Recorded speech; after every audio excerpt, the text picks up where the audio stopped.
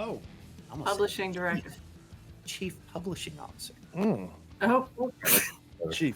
Is that that's fancy. I'm giving too much away already. I feel All right. fancy. Welcome to Defiance Press and Publishing, folks. I'm your host at the Defiance Daily Show alongside Mark Pruitt. This is Travis Roberts. We've got our director of publishing, Lisa Woodard, who is a respected author in her own right. best-selling, Multi award-winning, best-selling, multi-best-selling, has been in this industry and knows it like the back of her hand. And we also have Tristi Pinkston. Tristi, I'm going to go ahead and read this biography, if you don't mind. Go for it. Intro here. Tristi has been knee-deep in the writing industry for over 23 years, publishing her first novel in 2002 and simultaneously starting her own freelance editing company. Since that time, she has written nearly 180 books, including those produced under her pen name, Amelia C. She has edited hundreds of manuscripts for writers who have gone on to win awards and amaze their friends and family. As a mentor and writing instructor, she has encouraged countless authors in honing their craft and achieving higher sales. But her real passion is teaching them how to find and honor the light within themselves through this process. She lives in southeastern Idaho with her handsome husband, their 4 children, 2 cats, and ideas for more books than she can shake a stick at. And yes, she ended that last sentence with a and she shall now scold herself most vehemently. That's good. Come on, you Tristi. I love a sense of humor. That's freaking awesome. Yes, thank you so much for joining us. Welcome to the Defiance Daily Show. Yes. Well, thank you for having me. This is fun. Southeast Yeah, this is Idaho. Southeast Idaho. I love Oh, Yeah. I don't want to hear nobody bragging about weather where you're Oh, at. I don't want to hear it. I love Well, it up there, man. It's hot. I'm not bragging. It's hot. Oh, they're hot. Yeah, they're hot. Okay. Yeah, okay. Jeez. Okay. Feel free to bring your handsome husband down here to Houston, Texas, anytime you want to. We'll introduce you to Mr. Hot. I was You out know, I've saying heard about this Texas morning. weather. Oh, I the would not be able to- humid. It's the humidity that Oh, you get a little sticky getting in. they don't know what humidity is up in Southeast Idaho. I know that there humidity right there. That's why you know why they grow potatoes in Idaho? Why it's the perfect climate? Why is that? Because it does get hot during the day in the summertime, Mhm. but it gets cool at night. That's the Mm-hmm. key. Right? I Am have right, no, Tristi? I don't even know what that is. Cool Yeah. at night. It's Just 'cause the night. sun's down, Dude, that we means have it's we still have it's like it's so hot down here. God, Mark, you talked me into these No, I didn't talk you into anything, Travis. earplugs. You wanted to imitate God, a secret surface agent. And I said, well, first of all, Travis, they don't have white wires coming out of their ears. Mark, And they have it inside their jacket. And they're also talking into their sleeve like this. And so you got it all wrong. how do I cut You didn't him listen. off? You didn't listen to camera? anything. I don't know, but I just want to mention the weather here in Iowa. It is a brisk 82 degrees. Wow. Oh, very brisk. It was nice in Grand Rapids last week. I'm so happy for both of y'all. Congratulations Very nice. on your weather. What does it say down here? Oh, we're at 98 and a half. We're- 97% humidity. 75% humidity at Yeah. 89 degrees. Now- And you walk outside and it's that's like, a lie. It's worse than 89 degrees. Give me- Guys, there's something I want to say about Tristi. Tristi and I started out together over 20 years ago at families.com. Oh, it was a while. you Yeah. guys go back. We were Awesome. we were writing articles for Mhm. an online magazine for a website hmm over 20 years ago together. Yeah. Lisa was my manager. She was a great manager. Oh, that is. Yeah. Well, you know I what? didn't know you Tell guys that to some of the people I work with now. Can you post that in our Facebook group chat? Yes, please. Come on. No, Bring Lisa is fantastic. I'll toot your horn with what you're She's juggling over there. very fantastic. Very, Very, very. very gracious. Yes. To elevate your role here, Lisa. It was voluntary, wasn't it? No. You're in it. You're in it. Yeah. Just we kind got- of do this or don't have a job. you love doing that. Honestly, hey, let's I talk about do. it. I do love the job. I have to say, I 95% of the time, I absolutely love it. And, getting to work with editors like Tristi, unbelievable. I read Professionals. comments on a book that she just edited for us, and Tristi goes above and beyond copy editing. She does, I mean, we didn't even ask her to, and she doesn't even charge us for the developmental editing, but she does a phenomenal job with editing. I wish I had an editor like Tristi. Yeah, if you want to be a really good writer, then get Tristi for an editor, get Tristi for a coach, because she knows her stuff. I'm blushing. Thank you, Lisa. That was wonderful. And we're very grateful to have an editor such as yourself in our show. So very grateful for that. We're signing on a lot of authors, and Excellent. there's a lot of work involved in the production side of this. One of the things Mark and I have been discussing is, I don't think a lot of folks really understand the level of labor and time it takes to get a book published. But just speaking specific to the production process, which I would consider editing as part of that. Absolutely. And talk us through what is involved in the editing. I mean, I know most authors are going to know this, but really for folks that might be outside the industry or folks that are maybe curious about writing a book, one of the main stages and one of the most important stages of production, of course, is the editing part of this. It takes some time. But walk through your editing process without giving your goods away to other competitors that might be there. Can you walk us through the process of editing itself, the labor it takes, and the time that's involved, depending on the size of the manuscript, and what are some of the challenges that you have to overcome when you're going through that process? Well, the first stage in my process is making sure that I have lots of chocolate on hand. Okay. Chocolate is a very necessary component of editing. I've tried editing without it. It doesn't work. I'm just simply no good. So that's like your kryptonite. That's like coffee for me anyway. Coffee and methylene blue. Yeah. Chocolate. So when I open up a manuscript and I start working on it, my brain does not allow me to just do a line edit or just do a content edit. It has to do both at the same time. And I'll tell you a little bit about what each of them entails. A content edit, or a developmental edit, as if you were, that takes a look at the overall scope of the story. It looks at the characters, it looks at the plot, it looks at, is this a realistic resolution? Is there enough conflict?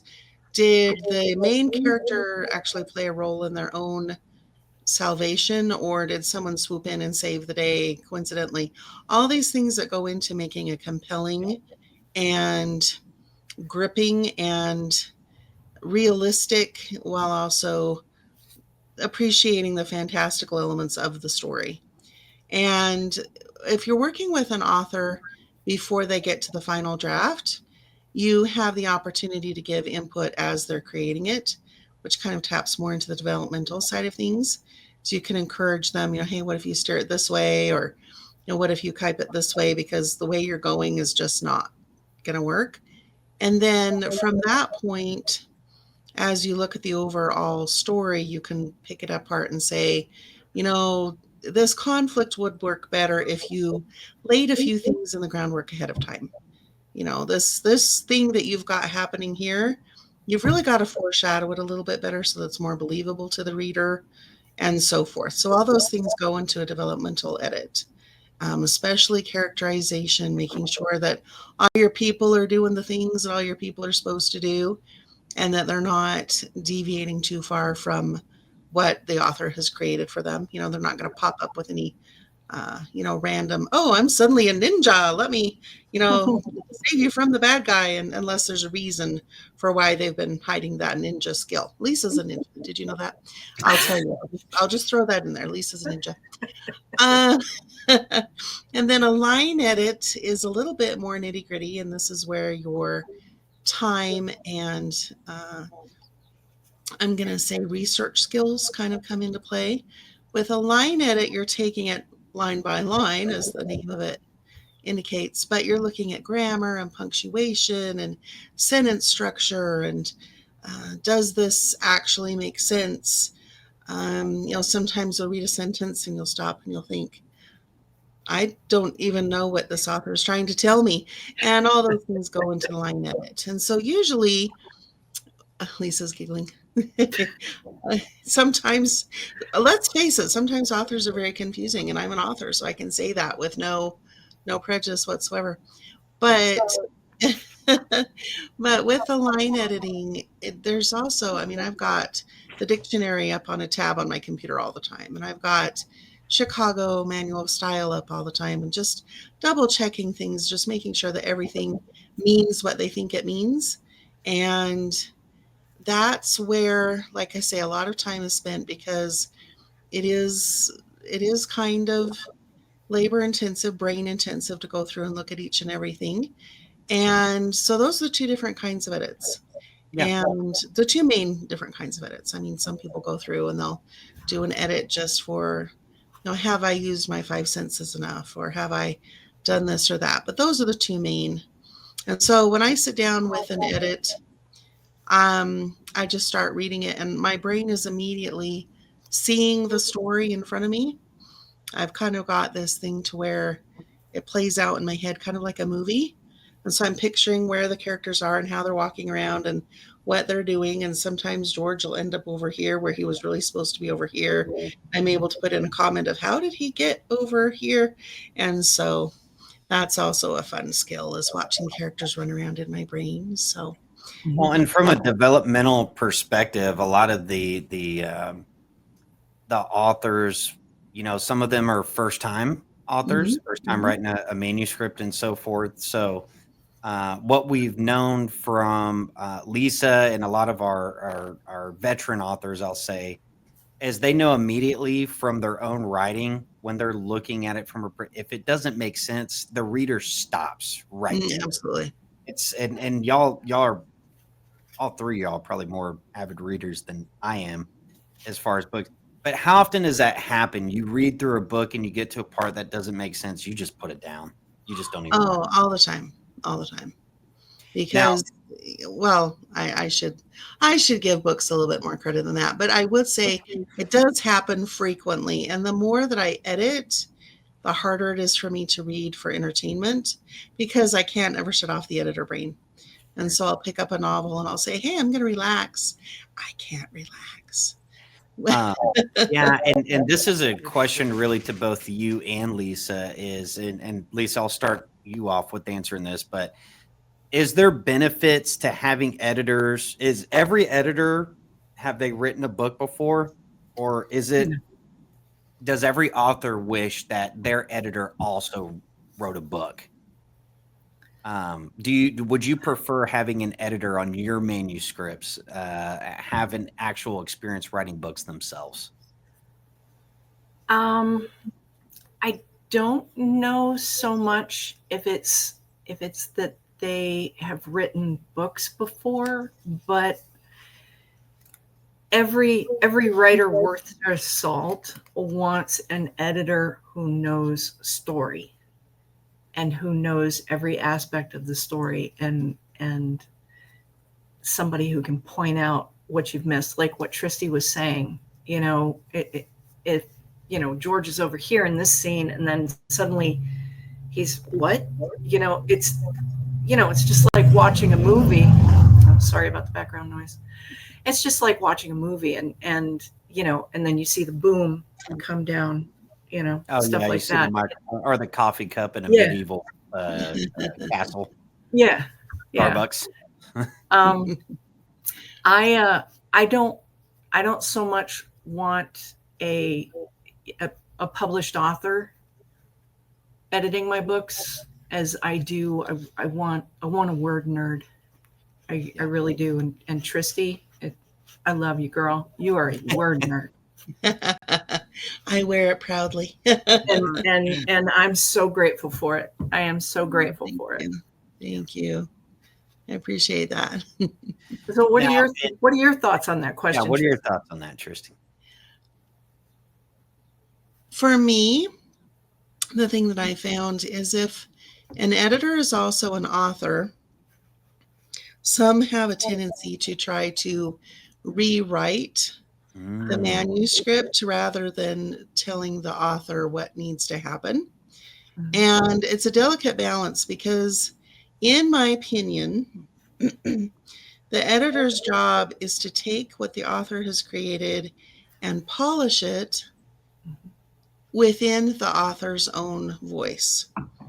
And if you're reading along and you see a paragraph and all of a sudden there's a sentence that just doesn't sound like the author anymore, almost every time I can tell you the editor got a little too handsy and inserted a little bit too much of themselves in there.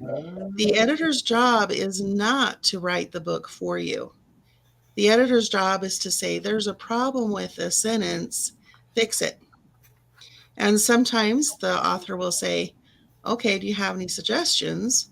And so I'll make a few suggestions, but every suggestion should be within the realm of that author's voice, because the author voice is a precious thing. It's unique to them. It's a reflection of what's going on inside of them and in their soul. And when you start to tinker with that voice, it throws off the whole value of the book, because we read books to understand someone else's point of view. We read books to understand where someone else is coming from. And yes, we get entertained and we have, wild adventures and we do all these other things at the same time, but we want to see how that author views the world. And if the author voice gets tinkered with, then that messes up your experience. And so I ramble. Did anybody warn you this about me? I ramble, sorry.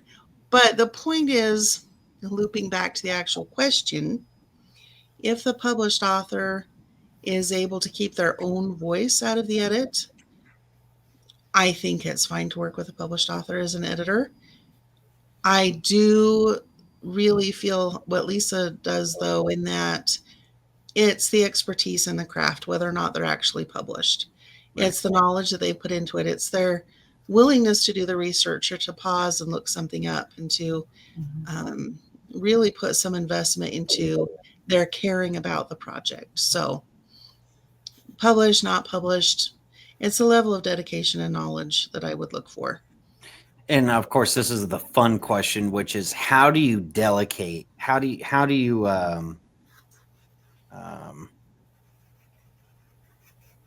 when you're making these edits and these suggestions to the author, how do you handle the delicate balance between maybe their strong opinions on your edit? How might help me out here? How am I trying to ask this? Here, let me think of a very diplomatic way to say this. Are you asking if I've ever gone into a fight cage with a client? Yes. And basically, here's the main question. With regard to editing, this is for both of you guys. How do you manage the delicate balance between the author's view of the book and the reality? And the reality, yeah. Do you want to fill that first, Lisa, or do you want me to dive in? You go ahead. You take this one first. So first and foremost, this is the author's creation. They are the steward of the story. And when I come into it, I'm bringing my years of experience. I'm bringing my knowledge of the market. I'm bringing in everything that I've accumulated in my head over the last, 23 years. And I can say to them, hey, this is what I've learned. This is what I think. But at the end of the day, this is their book. And I work with a lot of self-published authors. And so many of them will feel like they have the flexibility to take what I say and either discard it or use it.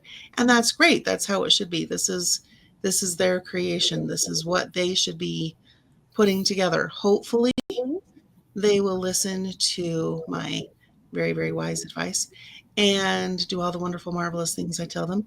But they should do it, again, within the realm of their own style and their own voice. I sometimes will have a client come to me and say, oh, thank you for your edit. I incorporated about 60% of the things you said. And in the first place, I wish they wouldn't say that, because that's kind of sad making, but my immediate thought is, well, I hope they took the 40% that, or, the 60% that really mattered. Because there are some edits that are more a matter of opinion. There are some edits that are definitely right and wrong.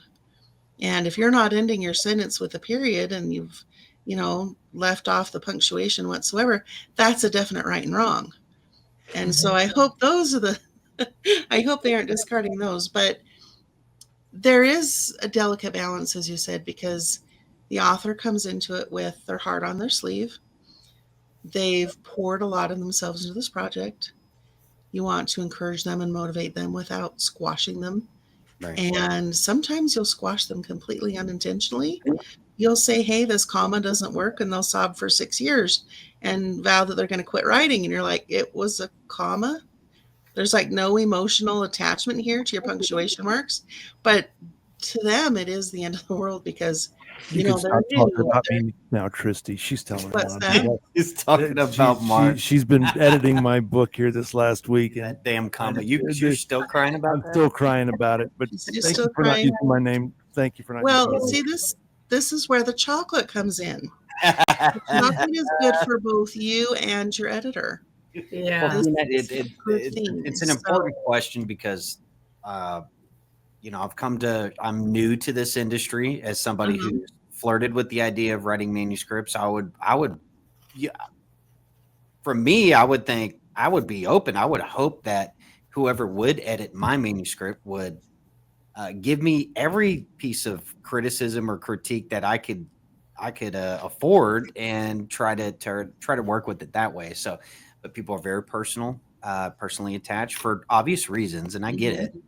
But it's important when would you say it's important as an author, especially if you're new, that you got to have a level of professionalism about you to expect that when you're going through an editing process, it's what you want. If you get nothing back, that should probably concern you.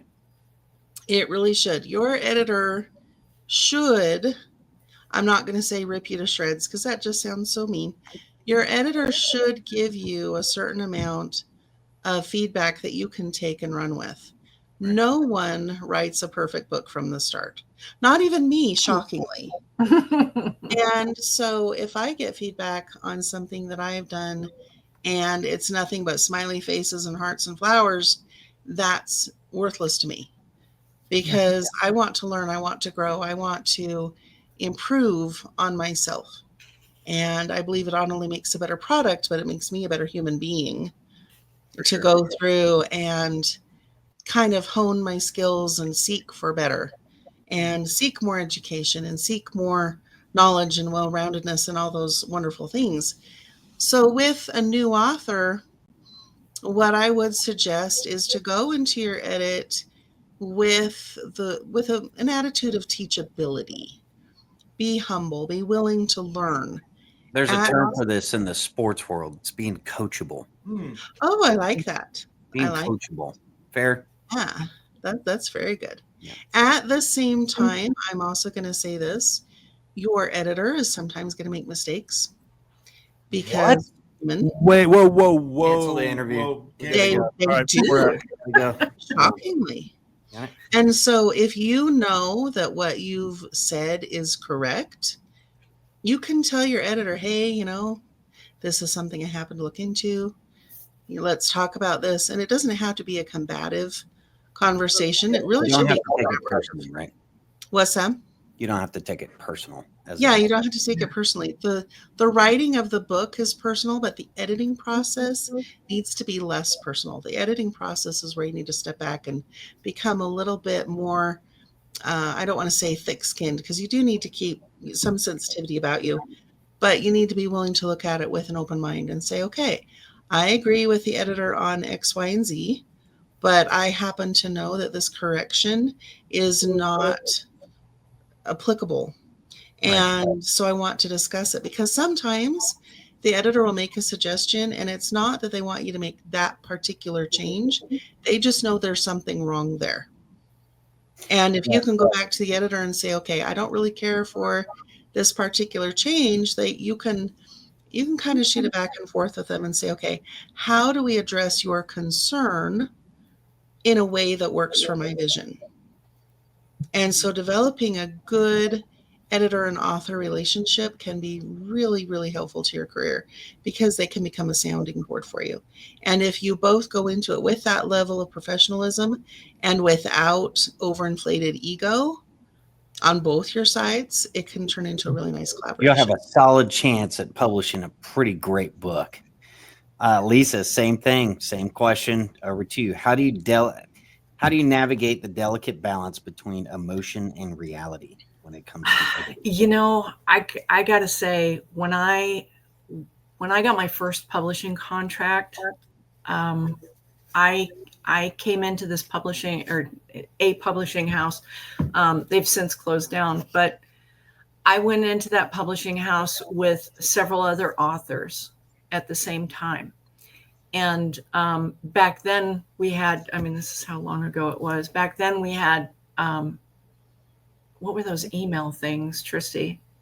It was just an email group where, like a Yahoo group type. Yeah, it was like, but we were just emailing. So, so we would email each other and support each other and talk about our milestones and stuff.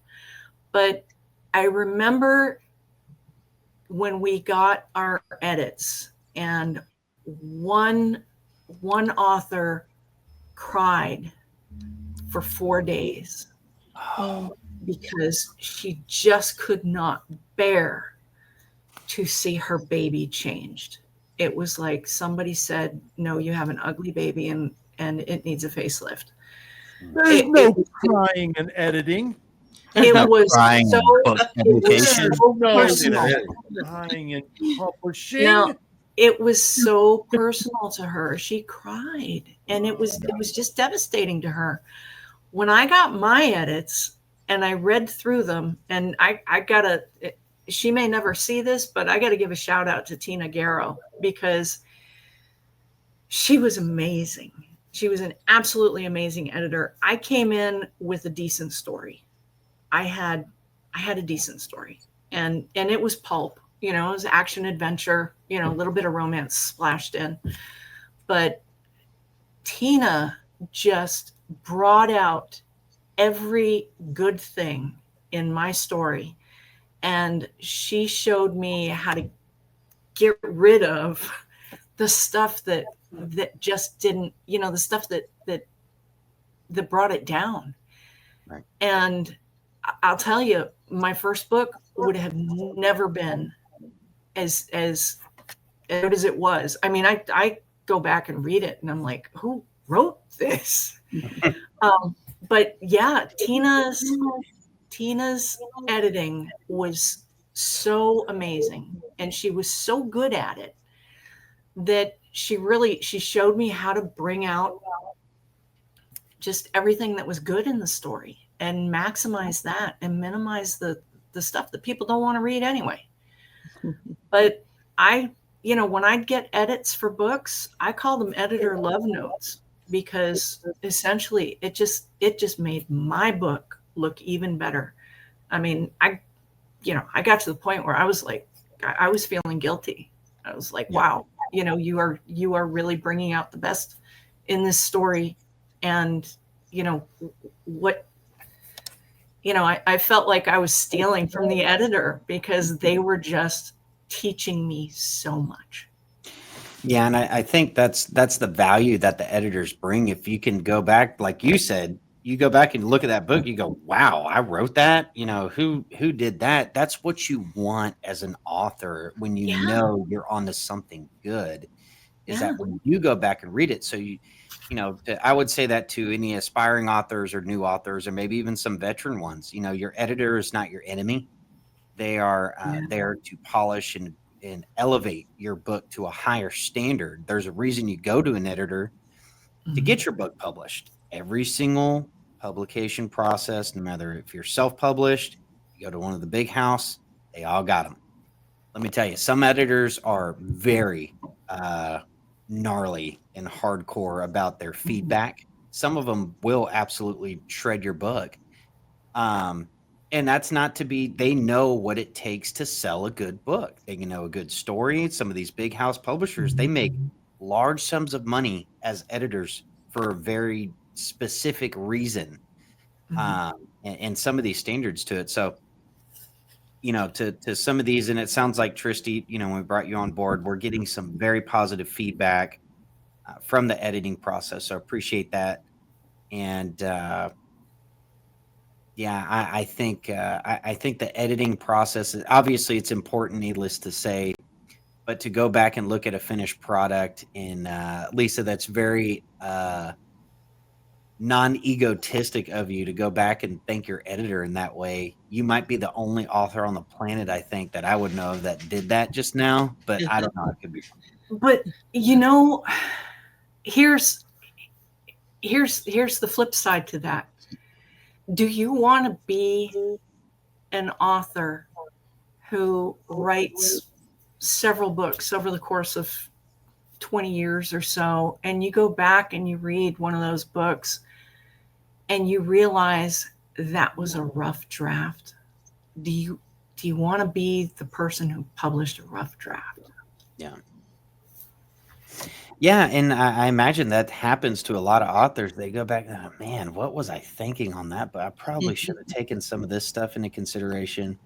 Let me shift gears for a minute and jump over to, this is really a question we get a lot of because we're a conservative-based publishing outlet, and which is their fear is that an editor means they're going to go and water down what they're trying to say. Lisa, let me start with you on this one. What is your feedback to folks that are authors that have manuscripts, but they're afraid to go to a publisher because they think automatically, even if it's a conservative one, once it gets to an editor, they're automatically going to disagree with their opinions and they're going to change their book? Wow. Well, I can honestly say that I have read quite a few books, or quite a few manuscripts, I should say, that have been submitted to Defiance Press that I absolutely did not agree with. But it's, Mark and I have had this talk before. It's the First Amendment. We believe in, and I mean, I believe in freedom of speech. Everybody should have a voice. I don't think that any voices should be silenced. Some should be edited, but not, I don't want to change anybody's voice. And I think, freedom of speech is sometimes ugly, and, but we don't water that down at Defiance. We may take out a few F-bombs, and sure. but you've got a manuscript, you're saying what you want to say, and I'm not going to stop somebody from saying what they need to say. Yeah, Tristi, what are your thoughts on that? When you're going with a publishing house and you're signing that contract and you're coming to that agreement with the publisher, at that point is an excellent time for the publisher and the author to discuss their vision for that book before it ever gets to the editing phase, so that when you get there, the author already knows, okay, the publisher would like me to pull back on this and to magnify this, because the publisher will have a sense of what's going to make this book the most marketable.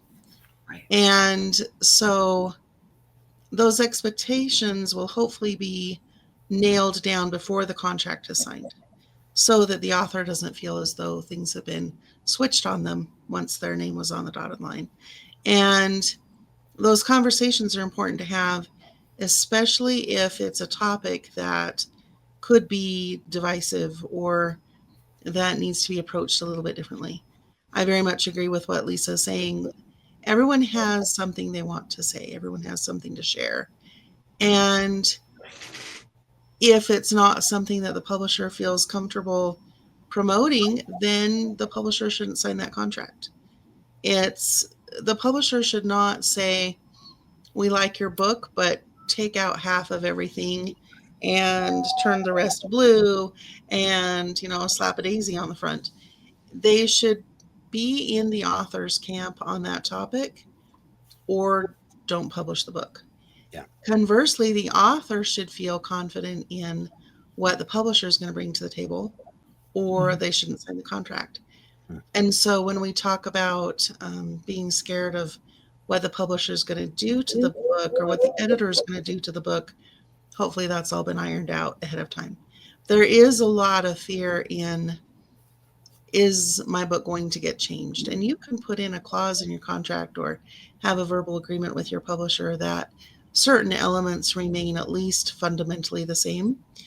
But the editing process is important not only to refine the grammar and so forth, but also to make the concepts more digestible to the reader.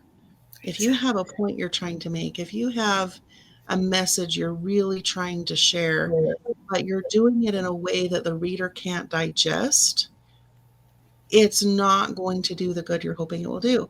And hopefully the editor will be able to say, hey, let's take a look at this. What's a way to phrase this that more people will understand?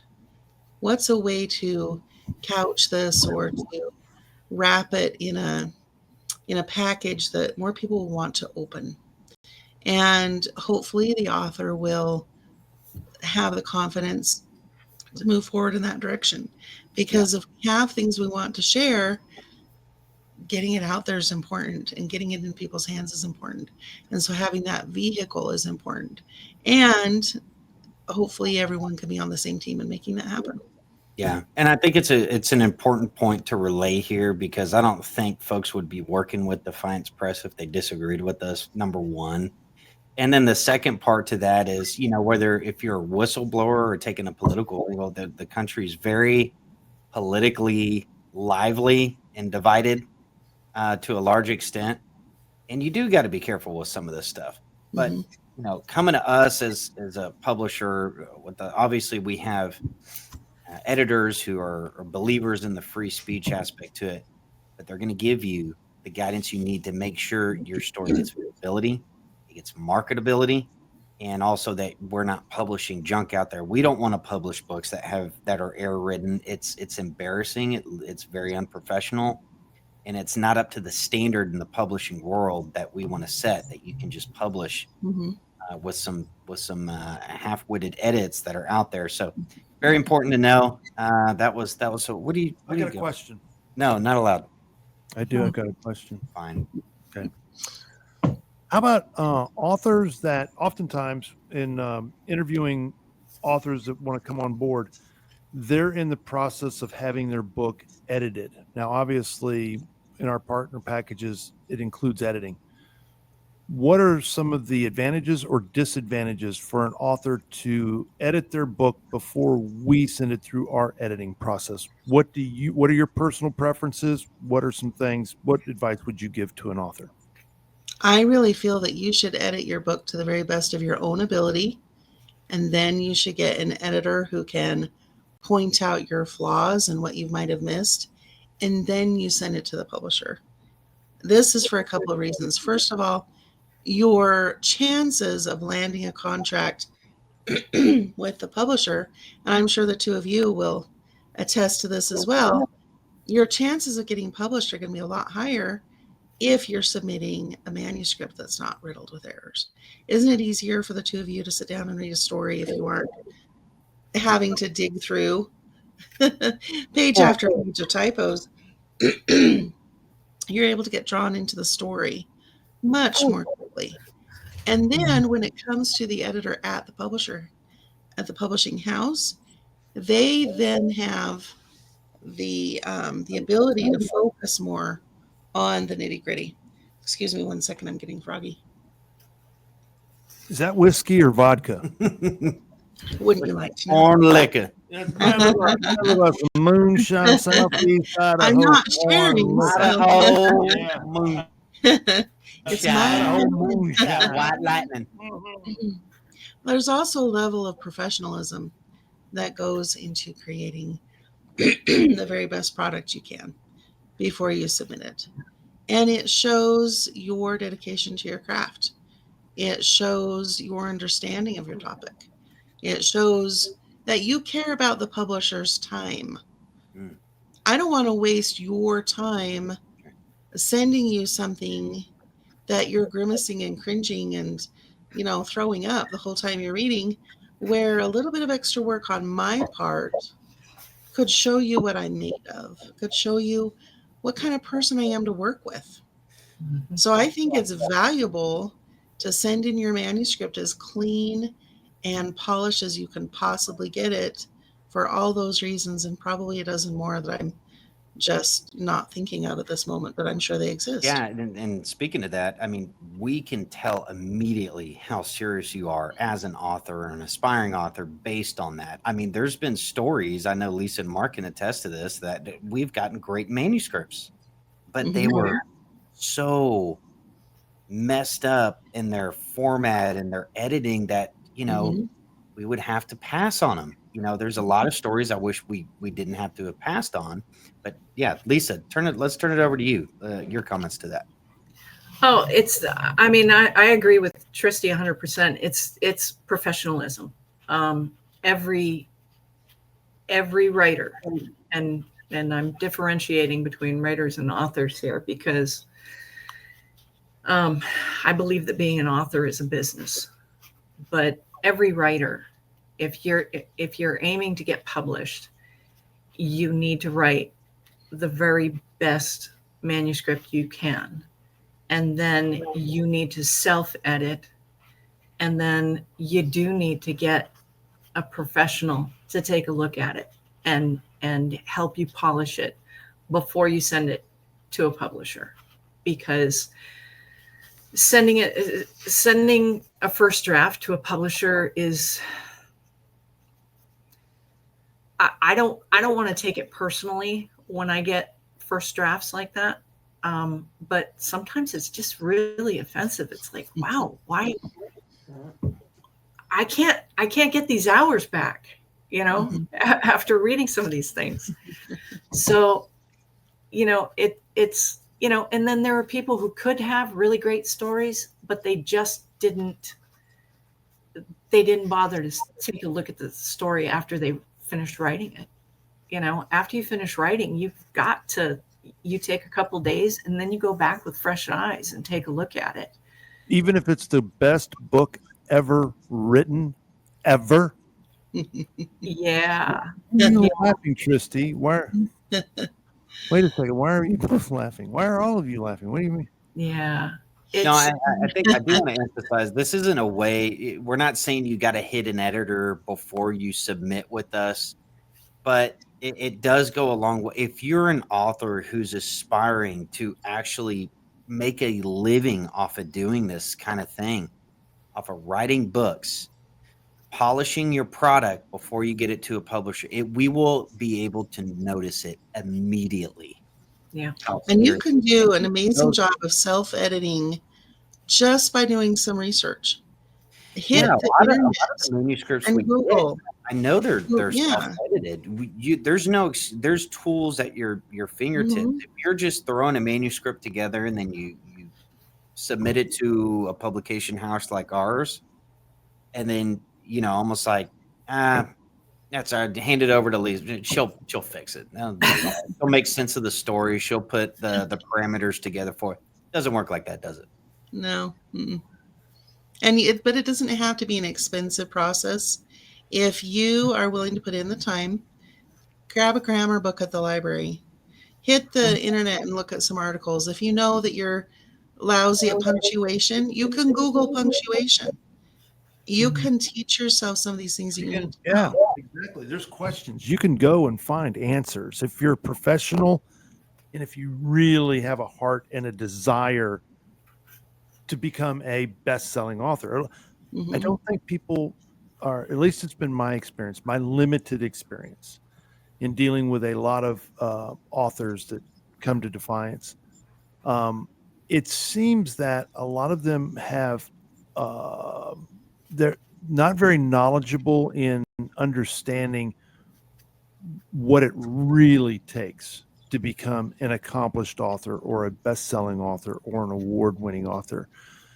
It's a tremendous amount of work and sacrifice, and it's an art. It's a profession. It is something that you have. It's a craft that you have to learn over years, even decades of writing books, and being in the profession, being in the game. I mean, am I somewhere near? Because it has been quite enlightening talking to authors who believe this is their first book they've written and they really believe they've got the best book ever written, or one that's going to sell millions of copies. It just needs all it needs is a publisher, and it's done. It's going to sell millions. What is your perspective on an approach like that? How do you handle an author that's coming You know, into I the used game to like be in that? acquisitions. I used to be in acquisitions for a small publishing house, and I would frequently receive cover letters that sounded exactly like that. Yeah, I have I'm not written making this up. I'm this telling you, amazing, it's wonderful true. book, and my mother says it's the best book she's ever read. And then here was my favorite. We were a faith-based publisher. Oh, I know what's And coming. I would, I know you know what's coming. I know exactly. God told me Yes, that's that it. you were going to publish my book. Oh, Tristi, we just became best friends, didn't we? Hey, Travis, When's the last And- time we got one of those? I've got one right now. Oh no. No, I've got one right now. Now here's the thing. Here's the thing. I'm a spiritual person. I believe that God plays a huge role in our lives and that He will guide us in the paths we should go. I believe those good things. I struggle just a bit with the concept that the publisher should present you with a contract because God said so. And if I tell the publisher God said so, that will automatically guarantee me best-selling status. And Yep. that's not how it works. And so in situations like that, you again, it's dealing with the sensitivities, it's dealing with the emotions. I did have to reject a fellow one day who was quite clearly heartbroken and came back to me and said, "But I prayed about this." I'm sorry, sir. Prayer's great. I love it. It's my favorite. But your book is quite terrible. No, I didn't tell him that, but that was in the back of my mind. But the point, Dude, you got to be careful when we edit this, by the way, because they're going to be terrified to submit a manuscript, and then us get on a call, and all we're going to do is sit here and go, No. God, they suck. No, I am telling We'll you. edit this out, though. That would be a fun podcast. we can share and then we can edit. Yeah. And we can, But bond. it's true. Yeah. No, it goes. Lisa, go ahead and speak to that before I start rambling here. I just, when Mark asked the question, it brought to mind a conversation I had with an author just yesterday. This author she's been published for a couple of years now. And Tristi, you know all about the long tail in publishing. You get a peak when your book releases, and then at some point it's going to start sloping downward, and your sales are going to trickle off. And generally it's about, generally speaking, it's about 3 to 6 months before it really drops. Mm-hmm. This lady has been riding that long tail for 2 years now. She promoted the heck out of her book. Okay. She did great with her promotion. And that's, you know, she came to me and said, you know, I'm not sure where this book is going, you know, and what do I do? And she was disappointed in her book because it hadn't produced what she had expected.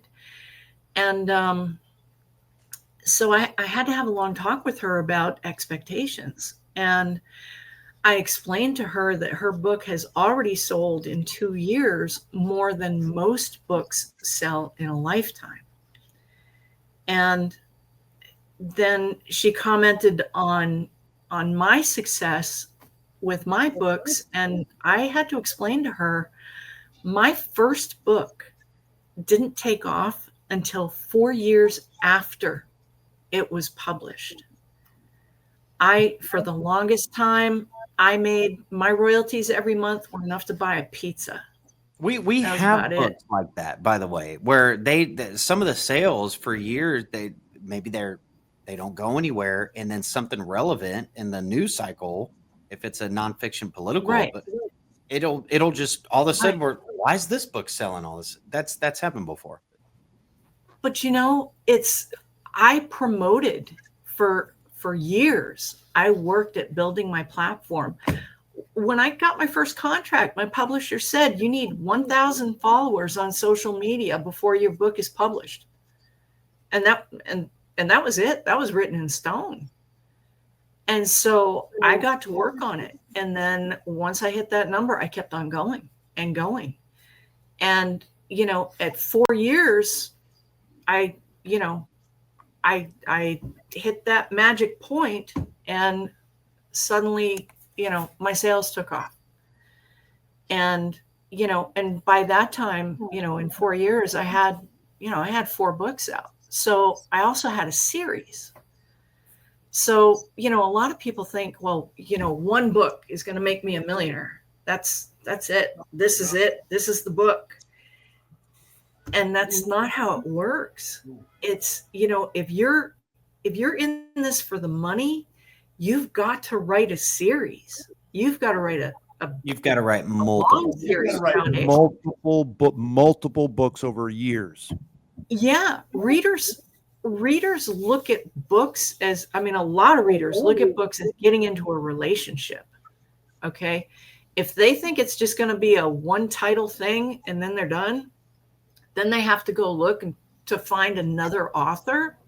They don't want to invest the time or money in that.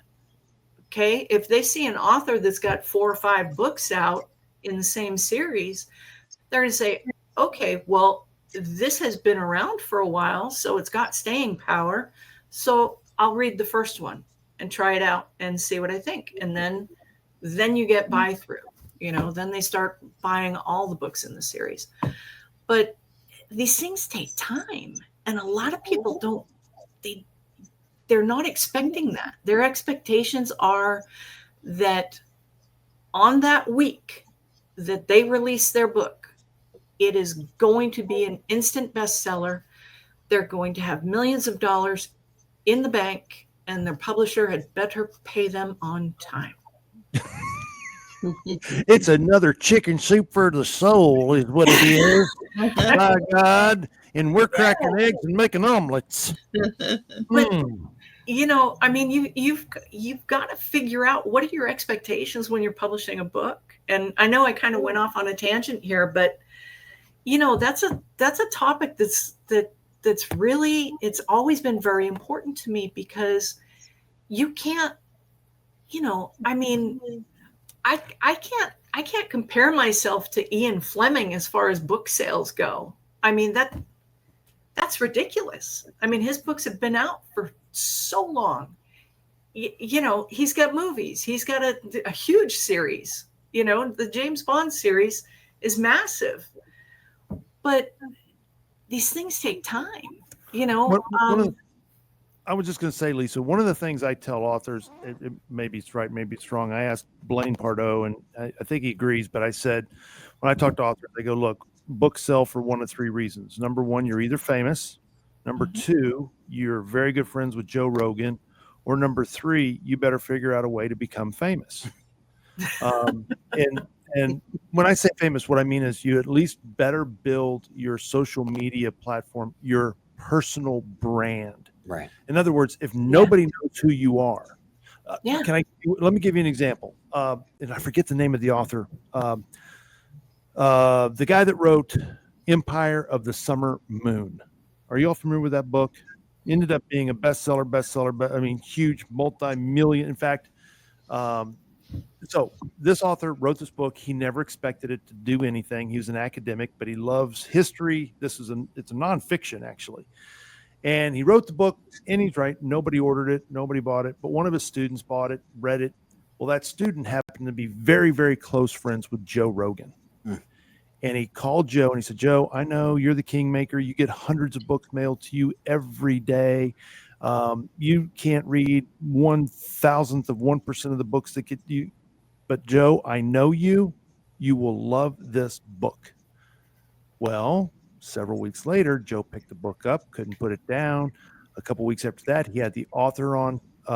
He talked about the guy's book on his show. And then 2 or 3 weeks later, he had the author on his show for a 3-hour podcast.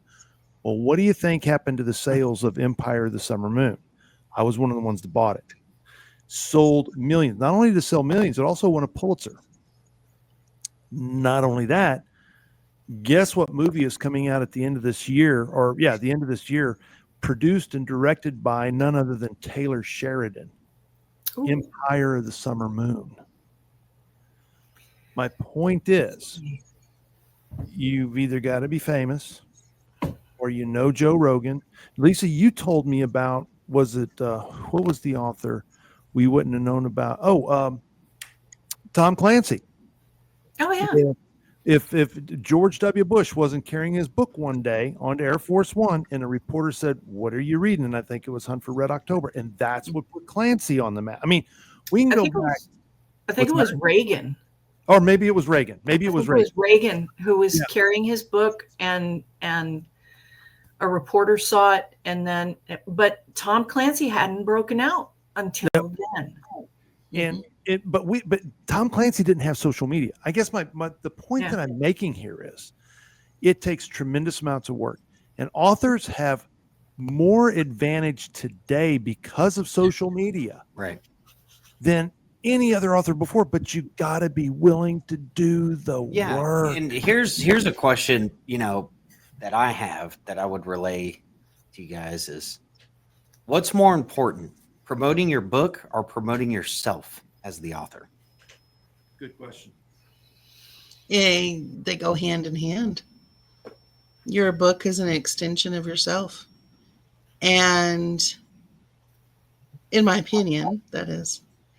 And when you go out and you do, pressing the hand and getting your name out there, you need for people to like you at least enough to want to know what you have to say.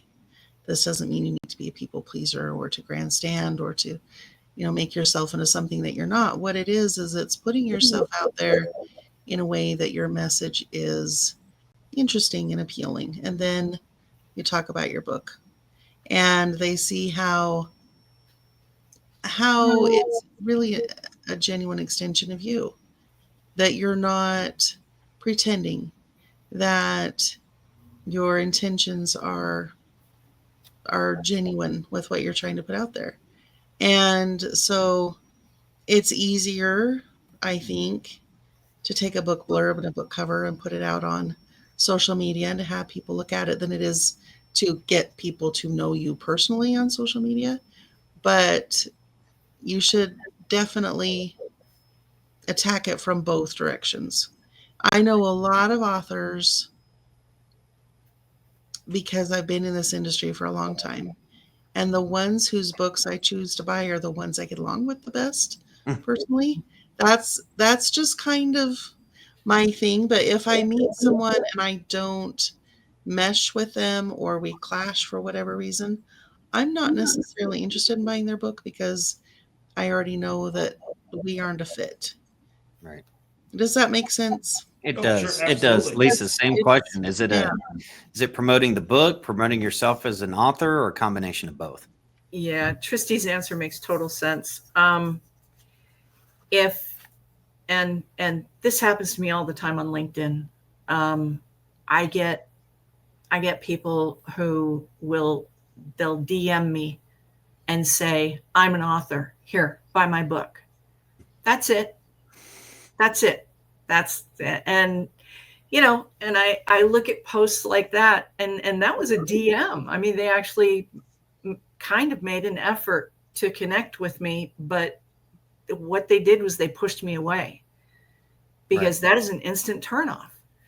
If somebody gets on social media and just says, buy my book, buy my book, buy my book. Hey, I got a book, buy my book. That doesn't work. It does. It's almost not like a pop-up ad technique. Mhm. What do you do? What do most people do with pop-up ads? Oh, ignore them. you block them. You block them. Block them. Don't be a pop-up ad, folks. Yeah, don't be a pop-up ad. No, you've got to engage with people. I mean, you've got to. Here's an interesting example. I had a friend, an author, who was having a really hard time building her following. She said, Lisa, I just don't know what to do. I can't get my followers to, I can't get more followers. And I took a look at what she was doing, and I said, well, what are you sharing about you in your posts? Because her posts were all about her books. She wasn't sharing anything about herself. So I said, well, what do you like other than your books? What do you like? What interests you? And, and we talked about, what her interests were. And here's the crazy thing. She writes romance. Okay. She still writes. She's a USA Today bestselling author now, but she writes romance. But one of her interests was The Walking Dead. And she loved that show. She followed it really well. And I said, then talk about that sometimes. She was like, Lisa, I write romance. What are you talking about? You're crazy. Yeah. And I said, look, give it 1 week and then tell me how much your following grows. She gave it 1 week and she never went back. She said, you were absolutely right. And it was because people could find a way to connect with her.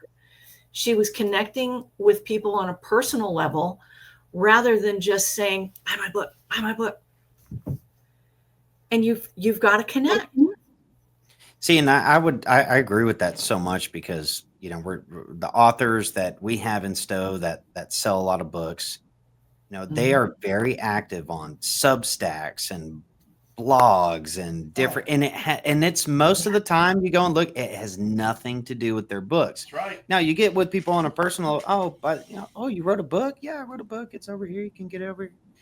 That actually picks up sales more than you would expect, more than I expected initially when I coming into this industry, thinking that, there's most of these authors, they come here and it's like, I got a publisher. That means my book will sell. That's it. I've done my part. I got it published. I went with the publishing house.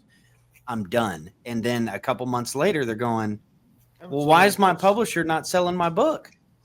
It's baffling to them to think that, now there are agencies you can hire that is very expensive because it takes time, it takes labor. And really the point of emphasis, I guess I'm trying to make is you got to get eyes on you. You got to get this day and age with social media. There's so many very easy ways. Some of the material that Mark and I cover on the show, we'll cover some pretty dark topics on political elements, and a lot of people don't want to hear that. But out of nowhere, we got a large, that was like about 2 weeks of traffic just flooding our followers, was over a Long John Silver's conversation and Vienna sausages. I'm not even kidding. Yeah.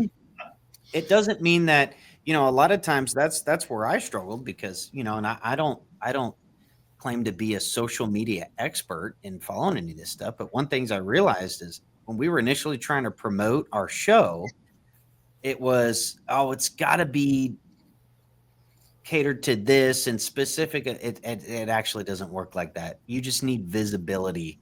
And if you're interested in specific topics, or if you're interacting, especially if you're on X, interaction is key to a lot of this stuff. Yeah.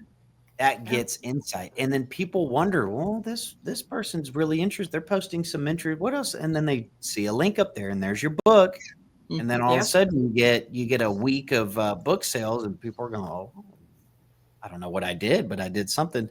That's how most of I realize some of these authors are finding out. They're accidentally getting an uptick in sales because they're active on social media with nothing to do with their book. Yeah. Yeah. You mentioned hiring an agency to do your marketing for you, and there is validity in that. I do point out, though, that the agency doesn't have your personality. The agency doesn't have the inner workings of your mind. And if you're really trying to connect with people, and if you're really trying to help people get to know who you are, there are things you can do that your agency never can. And so if you're going to hire someone to help you out, I would suggest turn over the things to them that are maybe a little bit more generic, but be sure that you're still tapping in and that you're still sharing bits and pieces of yourself that only you can give, with the caveat that this is the internet. We don't want to be sharing things that are too personal. If I don't want something to come back and haunt me 20 years down the road, or even 10 minutes down the road, I shouldn't be saying it online. I'm not going to go online and talk about the fight I just had with my husband, which we all know is a lie because my husband and I never fight. And I'm not going to go on social media and trash talk another, a rival author, or anything that is going to have a negative effect. And I'm not going to talk about the unfortunate stomach ailment I had last week. All of these things take away from your professionalism. They also can be too personal, and you never and it won't help you sell your book.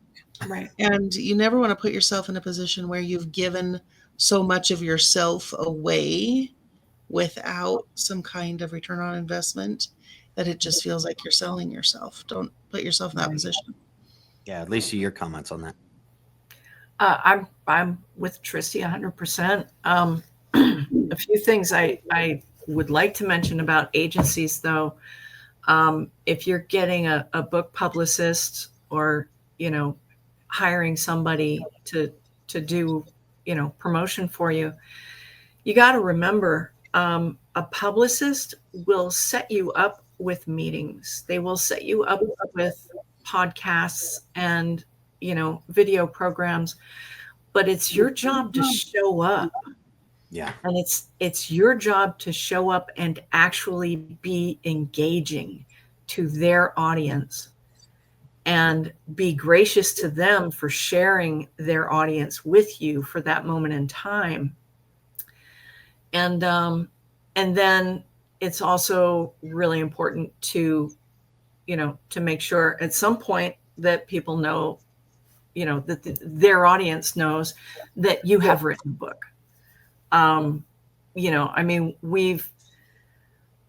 I've set up interviews with news agencies for authors, and the authors didn't show up. They just ghosted the agent. Yeah. We've had that. I've seen authors actually get booked on podcasts and then never once mention that they had written a book. Yep. I've seen that recently with the I Yeah. don't say too much about it, but it's you're going to be out of your comfort zone when you're trying to sell these books, right? Yeah. Maybe somebody's not, they're not really big with being on camera. Mark had to talk me into coming in and doing this thing that I'm doing. But once you lean in a little bit and maybe you see a little bit, I'll get excited over, small victories, right? They add up over time. And Right. when you're curating yourself as an author and you're trying to put yourself out there, if you're really wanting to make a living to do it, that's part of what it takes. I mean, you Mhm. are going to, if you're going to promote yourself and you go that route and you're hiring these agencies and they set it up for you, you still got to, like Lisa said, you still got to show up. And this is one thing I've learned that was immediately apparent in coming into the publishing industry is this is a tough industry. Oh. This is one of the most brutal industries that I've ever been a part of. I come Mhm. with a telecom and a consulting and a commercial industrial background, and ain't nothing like the competition in the publishing world between authors, between books, and a lot of clashing of personalities. Very, very tough, but um, Well, it does work for a lot of our authors that do they do a lot of work outside of what we even know. Um, and some of them do. They make a living off of writing their books, but it took them a while to get there, and they know some of the this information that we're relaying to you. They'd be on here and agree with them. I know we just had an author where we discussed this very topic. Mark, what do you want to say? I was just going to ask, from, and I'm asking both of you ladies, if an author is looking, and this is a new author, is looking to becoming a best-selling author, and this is their first book out, and they are believing that this is their their path to financial freedom in the next 12 to 18 to 24 months or 12 to 18 weeks. We've had that too. What would your recommendation, or how would you respond to that if you heard an author say, man, I got a book and it's gonna, man, all I got to do is get it published and it's gonna make me thousands of dollars a week, man. It's just gonna be, just be counting some money. How would you respond to that? First, I would buy them a fluffy blanket and I would wrap them up and I would snuggle them down on the couch and I would say, "Oh, you cute thing. Let's talk about the world and how it works." It's, I have to confess, when I very first published, I did have a little bit of that in my head because I didn't understand that it takes that long for the book to get out in the world. When the book comes off the press, it's not immediately in all the stores. It's not immediately on every online bookstore. There's a distribution channel that it has to go through. And it takes, as you know, because this is your field, it takes X amount of time to go from the production of the book to the ability for people to actually hold it in their hands. Mm-hmm. And I had a fellow say to me a while back that his book didn't sell well on day one, literally day one, and so he was going to give up. Oh. And we had a little chat about that, and the realization that, as we've discussed many times in this conversation, it's a process and it takes time. And you've also got to take into account the economy. You can never say, I've got this product and it's going to make me a millionaire, when you have absolutely no idea what the economy is going to do. And that's something we've seen a lot of fluctuation in this last little while.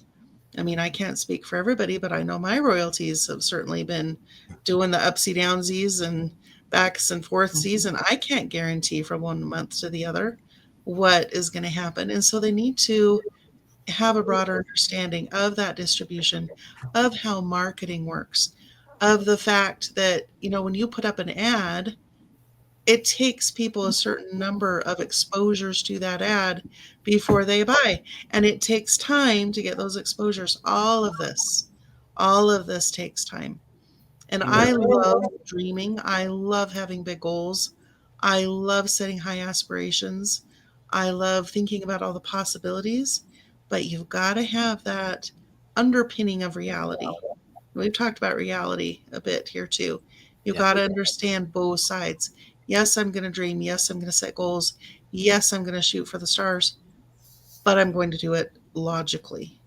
I'm going to put the work in. I'm going to put the foundation in so that when I'm dreaming, I've got, oh, let's take the metaphor further. When I'm dreaming, I'm going to have the mattress with me to support me while I'm dreaming. You can't, I can't think of any business in the world that just launches you into success without some kind of investment or some kind of underpinning or some kind of foundation to build on. It just You have doesn't to work that struggle. way. You That's, have to go through it. you're going to struggle. You are. If you're an author, on anybody, if you're gearing for a successful route and trajectory, you're going to struggle. Lisa, your thoughts there? I agree completely. I love that Tristi brought up distribution, because this is something I've seen lately with a lot of authors. They don't want to do a pre-sale period where their book is up for pre-sale. They want to release it immediately, and they want their money immediately, and they want to know that they made a lot of sales right off the bat. But like Tristi said, it all takes time. Every process in this industry takes time. And there is nothing in publishing that moves quickly, except for maybe me, Kelly, and Tristi. But nothing moves quickly. The first day that your book is released, if you don't do a pre-sale period, then the first day that your book is released, it might be available at Amazon. And that's about it.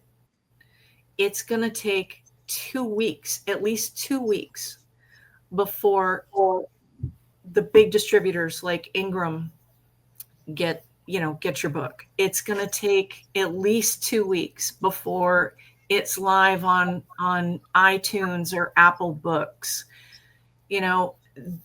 All of these things take time, and people don't want to believe that.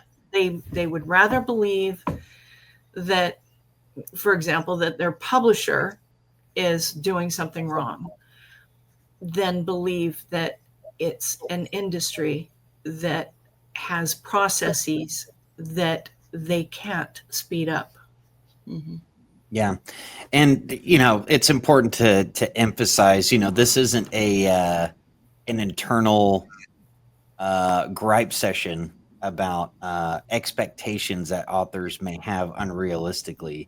It's more so of a guiding reality to everybody's situation as an author, because this applies not just to new authors or somebody. This applies to even people that do have big followings. They do have large audiences. A lot of them don't sell books either. They're just not. They're not emphasizing their product. They're not engaging. They get a huge name out there. Yeah, sometimes, but even then, we've seen numbers on some bigger name authors, and you'd be surprised as to the volume of sales for their books. You would think automatically it would just be just from their name recognition and alone. It just doesn't work that way. It's not that simple. And sometimes luck is involved in some of these things. Luck does get involved. We're talking about Ian Fleming. That's a luck factor.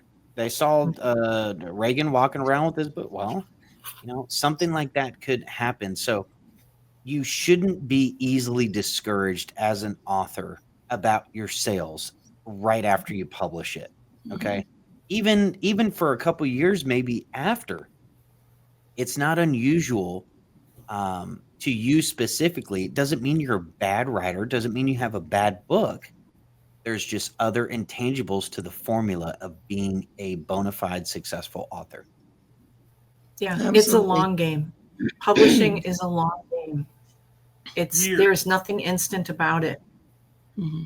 Yeah, it's you don't you don't get sales instantly. You don't get paid instantly. You don't get published instantly. And if you do get published instantly, then it's because you self-published, and then you might have missed a few steps. But you got to remember, everything in the book world, it's just a long game, and you got to be prepared for that.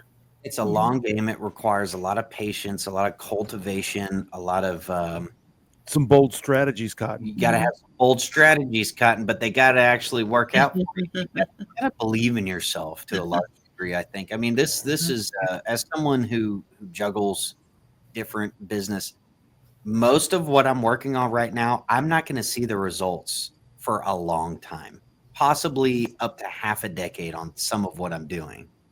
And that's okay. Does that mean, if it doesn't, as soon as I had launched something, it didn't make millions of dollars for me I just give it up.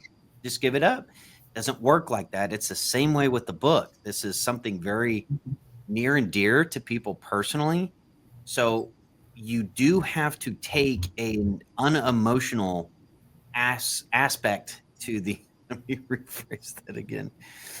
You do have to take a non-emotional approach to your book when it comes to the financial aspects to it.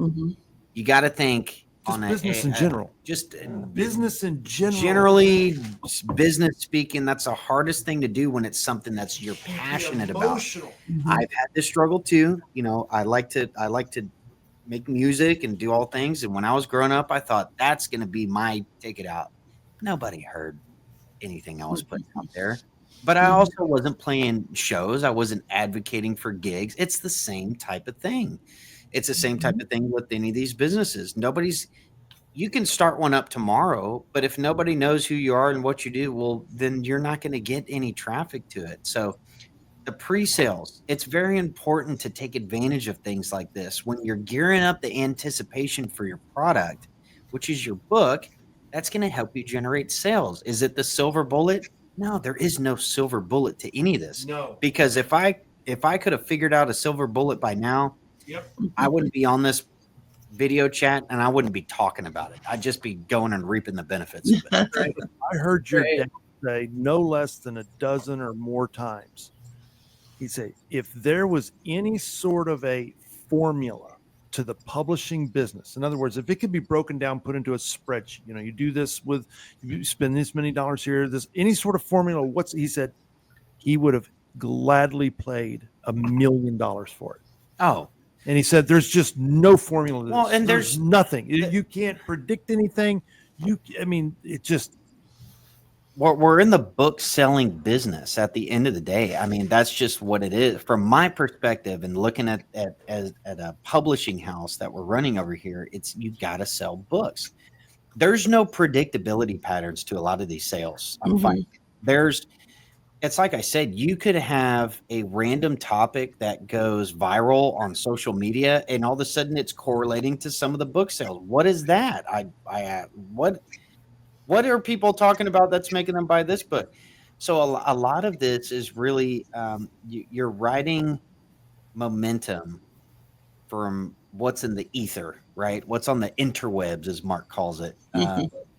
And a lot of times that does track too. When people were heavily talking about the Federal Reserve and auditing it, when that popped up in the news cycle again, that's when my Pop's book, Death of Liberties, we started seeing. It's like, man, this is months. And after publication, it's like, now it's selling. Well, that's generally how it goes, with a lot of these kinds of things. So there's no predictability formula. There's no model that I could hand to an author and say in this nice, neat pamphlet, this is exactly what you got to do. And this will work and it'll sell us books, because I'd be giving them to all our authors and we'd be all driving around in Bentleys right now. Mark has a nice suit, but he'd actually be wearing it right now. That's generally. This is my suit. I've been sitting here having a thought. I wonder if you'd like me to share it. Yeah. About the expectations that people have with publishing. And I wonder, we mentioned self-publishing a minute ago. I wonder what effect self-publishing has had on people's expectations. Because as Lisa was saying, when you self-publish, you can produce a book quite quickly, but it's an entirely different animal. Mhm. Producing something yourself and producing something through a publishing house. You are writing a book and you're publishing a book, but the two channels are so very different. I've done a lot of rapid release novelettes, and I've self-published those. And the difference is the stories are very quick. They don't have a lot of side plots. They're very focused and honed in on this particular aspect. And they only come in at between 25,000, 40,000 words. And I can produce those quite quickly. And as an editor, I like to think I do a fairly good job of creating something error-free. But the difference is this. When you're going with a publisher, you are creating something that is going to have possibly greater weight, greater longevity. You're going to have distribution options. You're going to have opportunities for promotion that would be difficult to obtain as a self-published author. And so I fear that what people are doing is they're seeing a self-published author who's putting out dozens of quick release novels, and they're wanting to expect that same kind of get up and go, and I just released 18 books in 5 minutes.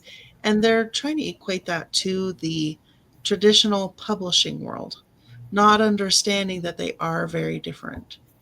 And I know that for me, when I talk to people about the differences between the two, they don't realize that a publishing house doesn't have the quickness about them, but that's because they're going through all these multi-step processes. So think about, to the new authors out there, think about which path you want to take and understand that they're not going to mirror each other. You can't expect the same things. I can't expect my self-publishing career to give me what a publishing house would. And I can't expect a publishing house to publish 18 books of mine in 15 minutes. So you got to look at where your goals are. You've got to look at what you want to achieve.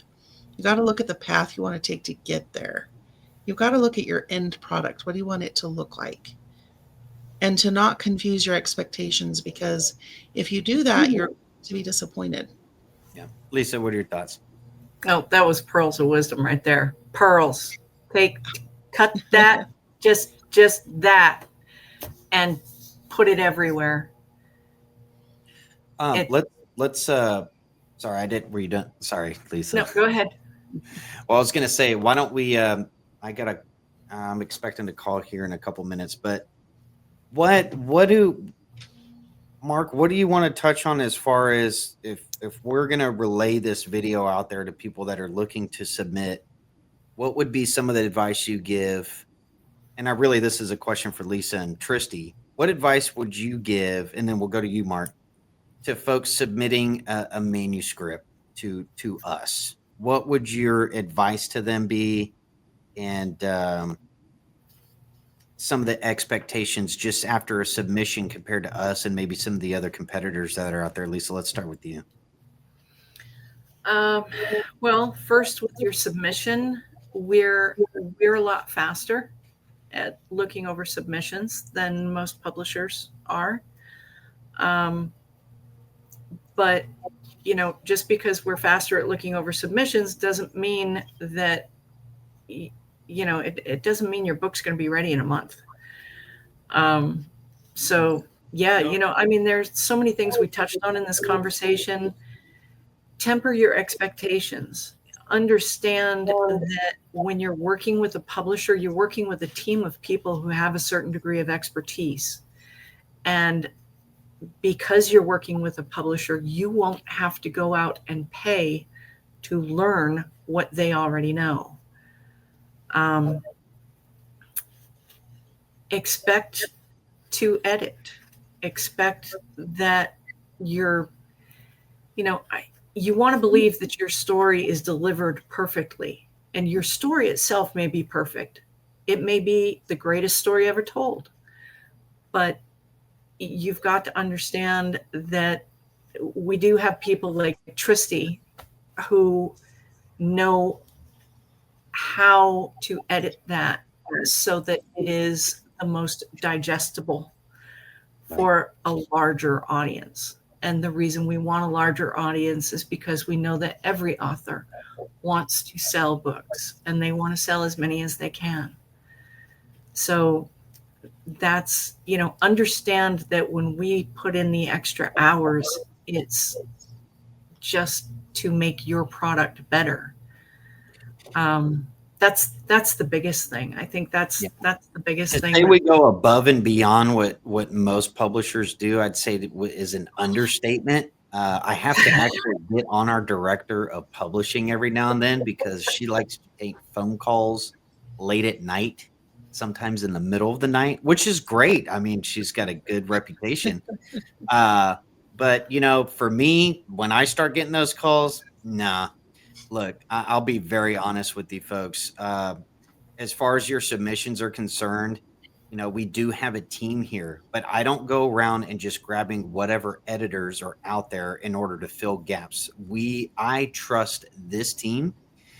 And the thing with me is, once you get a stow of editors or formatters or anything along those lines that you trust, I stick with them. I try not to cater outside of those bounds, and then find out later. We had Lisa. You have experience with this because you were a big part of this, but we had to drastically change our editing team. Not far into this process, it was not fun. It was a very challenging, but it was. I think we're reaping the benefits of it now. We knew it would come, but. Folks, even editors out there, some of these big name publishers, I come to find out because I had to look into this. I said, what does it take to have maybe one or two dedicated editors? I'm just going to bring, I'll be honest. If we had a couple $1 million bestsellers, yeah, we'd probably have some, but they are paid enormous sums of money to stay at the publishing house they're out and not be freelance. So it's a tough gig, even just being an editor. So I think it's important to emphasize that because we have a very competent and core team here at Defiance Press and Publishing.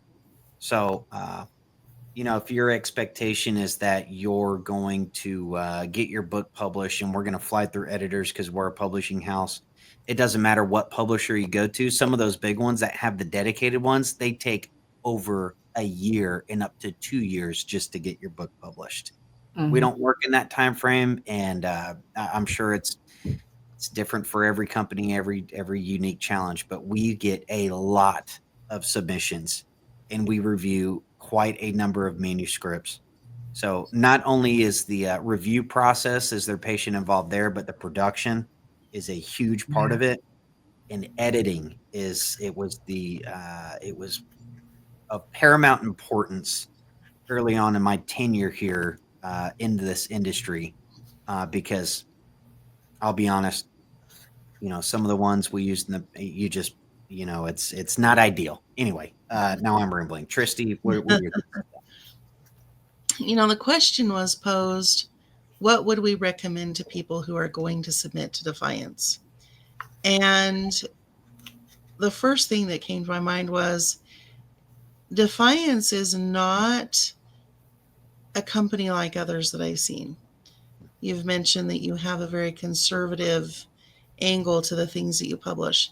And it's important that authors who submit to you understand that. Yeah. And that they understand your mission and your stable of authors and what you want to produce. And for any author looking to publish in any field, they need to look into the publisher. They need to study their websites. They need to see what other things they've published. They really need to look into the submission guidelines. And they need to make sure that what they've written is a good fit. Because otherwise they're wasting time, they're wasting energy, And it's a little frustrating. I mentioned that I worked in acquisitions and would sometimes get a letter that would say, I know you don't publish books on pincushions in the shape of armadillos, but I've written a really good book about pincushions. And you've got to target your publisher. You've got to know what you're looking at. You've got to know that they want what you have, because it's not going to be a good relationship either way. You're going to be wasting their time and you're going to be disappointing yourself. So as far as getting to Defiance, read the Defiance website. Yeah. Read Now the that's a very good point, Tristi. And the other thing I want to emphasize too is, even if you're a left-leaning person or maybe someone who's apolitical, we are conservative based, but you can be on the other side of a political aisle, because it's not just nonfiction political books that we write here. We have other imprints, romance, sci-fi, everything out there that other publishers do, we also entertain. So if you're one of these people that are out there and you're a little bit fearful of submitting to Defiance Press because they're a conservative outfit, just know there are other imprints to get your book published. One of the things we pride ourselves on is, yes, we do critique and we do vet out the manuscripts that come, but a good book is a good book. And when we know it, we want it to get published, and we want people to feel comfortable coming to us. It's like, yeah, they're conservative, they're a little wacky over there, but they're not axing my book just because just because I personally vote as a Democrat or independent or whatever the case may be. It doesn't work like that here. A big part of the company being born was because of my pops not being able to get his political thriller published. And lo and behold, now here we are. We got a podcast going. We've got I don't even know how many authors we have now, because it's just grown so tremendously when my dad came back from trying to get his book published. And it's just incredible how it's grown here. And you don't have to agree with everything we say on there. But again, we have other imprints. We do not just do political material. Right. If you have a solid book out there, and maybe you've went to other publishers, maybe you've tried the big name publishers, or you've tried even one that might align with your beliefs, but for whatever reason try us out. Give us a shot. Give yourself a shot, really, and submit your manuscript, and don't demoralize yourself by cutting yourself short and giving a bad manuscript, or maybe, you want to cater politically to what we're all about over here. At the end of the day, and this is the capitalist, I guess, in me, and I know that's a bad word for some, but we need to sell books. We want good books to sell. We want good authors that are in this game. And trust me when I say, we know it as soon as we review the menu. It pops off immediately in your submission. So don't ever be discouraged if you've been submitting out there, before. Or what I like, Mark is big on this. If you were denied in the past and you want to know why, call us. We'll tell you why. We'll be honest. It may not be something you want to hear, but I know Mark and I know Lisa. Tristi, I'm getting to know you well, but I think it's the same way. We'll be honest with why you were denied. We're not just here to just, I don't know about that book. This person seems like they vote this way or that way. No. No, this is a solid manuscript. When I hear feedback from Lisa and I'm here like, this person is serious. I mean, it's what you want. And it's, we want people to be encouraged by trying. If you're a first time writer, it's not meant to be demoralizing. It's meant to encourage you to be better and to write a better manuscript and to get something out there that actually might have some success in development.